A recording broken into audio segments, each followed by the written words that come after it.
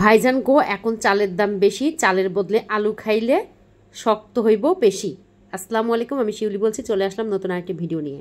আজকে আমার খুব মমতাজ আপার কথা মনে পড়ছে। আরে মমতাজ আপা আমাদের যে কি করে দিয়ে গেল আমি নিজেও বুঝতে পারছি না। হায়রে, এত শীতের সবজি থাকতেও আমরা আলু ছাড়া কিছুই বুঝি না। এই বেডি মানুষ আমাদের যে কি করলো, সব কিছুর মধ্যে আলু খান আলু খান, চালের দাম বেশি আলু খাইয়া যান।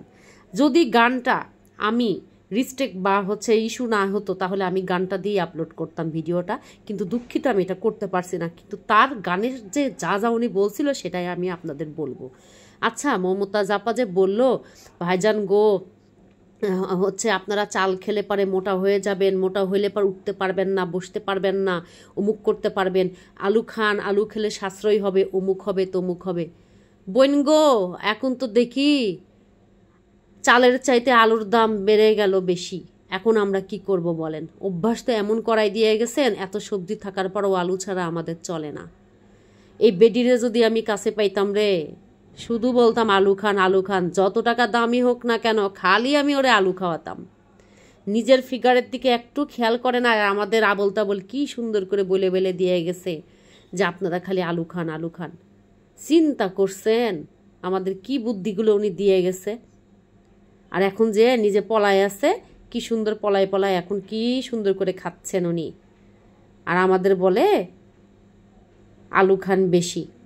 ওনার কথাগুলো শুনলে মানে হাসি পায়, এখন হাসি।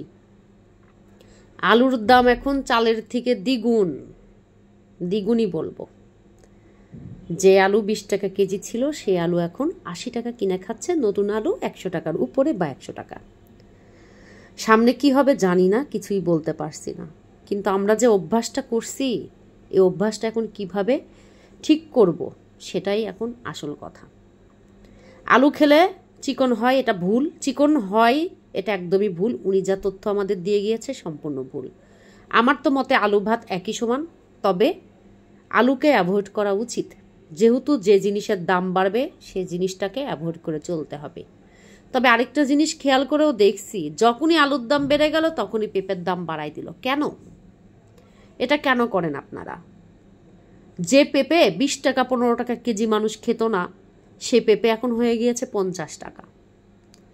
আসলে এই বিষয় নিয়ে না খেয়াল করার মতো কেউ নেই। আমার খুব খারাপ লাগে। একটুখানি দ্রব্যমূল্যের দিকে খেয়াল রাখুন, তাহলে ভালো হবে। আর যারা গ্রামে থাকেন আশপাশে গাছ লাগান, পেঁপে গাছ, সবজি গাছ, যা পারেন আপনারা লাগান।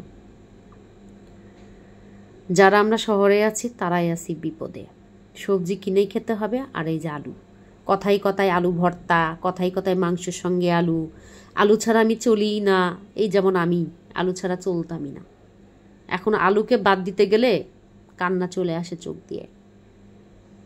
এখন দেখি অন্যান্য সবজির চাইতে আলুর দাম বেশি। আর আগে কি করতাম, সবজি কম দিতাম, আলু একটু বেশি দিতাম। এই ভুল আর করা যাবে না। এখন আমরা সবজি বেশি দেবো, পারলে আলু সাইজটা একদমই ছোট ছোট কিনে নিয়ে আসবেন, পারলে একটা দিবেন মনে সান্ত্বনা দেওয়ার জন্য। এভাবে আমরা যদি সাশ্রয়ী করে খাই না, তাহলে দেখবেন দ্রব্যমূল্যগুলো আস্তে আস্তে কমবে। কারোর উপর নির্ভরশীল না হয়ে খাওয়াটা একটু কমাই দিই, বিকল্প কোনো কিছু তৈরি করি। আলুর পরিবর্তেও কিন্তু অনেক কিছু খাওয়া যায়। একটু বেশি জায়গায় কম খাই, তাহলে দিন দিন একটু কমুক, তারপরে আবার খাওয়া যাবে। মমতাজ আপার আরেকটা কথা হচ্ছে, ভাত খেয়ে নাকি অনেক মোটা হয়ে যায়। তবে মমতাজ আপার আরেকটাও কথা বলা উচিত ছিল, আলু খেলেও মানুষ মোটা হয়ে যায়। তাই আমরা বলি, আমরা অ্যাভয়েড করে চলি, ভালো থাকবো। আর ওনার কথাগুলো আসলে খুবই মনে পড়ছে। ভাইজান গো, এখন চালের দাম বেশি, চালের বদলে আলু খাইলে শক্ত হইতো পেশি। আহারে, কি পেশি শক্ত হইতো, এমন পেশি শক্ত হইতো এখন আলু কিনতে গেলে গরিব মানুষও কান্দে। সবার চোখে কান্না চলে আসে, শুধু গরিব না, সবার। কোনো জিনিসের দাম বাড়লে অনেক খারাপ লাগে। আমি কিনে খেতে পারবো 1 কেজি, আরেকজন তো 1 পোয়াও কিনে খেতে পারবে না, তার অবস্থা কি হবে? এজন্য আমরা যারা বেশি খেতাম তারা একটু কমাই দিই, যাতে তারাও ভালোভাবে খেতে পারে। এভাবে করলে কিন্তু সত্যি অনেকটা অপচয় কমবে। অন্য কিছু খাই, ভালো থাকবো।